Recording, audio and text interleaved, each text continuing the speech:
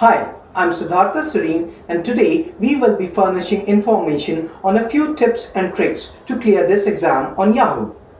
You need to finish 2 sections of Yahoo within 60 minutes, which means you need speed with accuracy in order to attempt 70 questions in total. The more you practice, the better chances you have of acing this exam.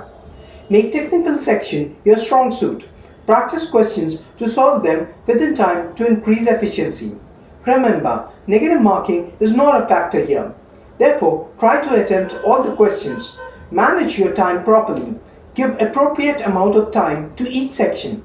Try to improve your time by practicing as many online tests as possible. Youth for Work provides online mock tests. This way, one can learn to finish the entire exam within the time limit. You should be confident while giving the answers to the interviewers. You should have knowledge of the job profile that you have applied for so that you can answer the interview questions accurately.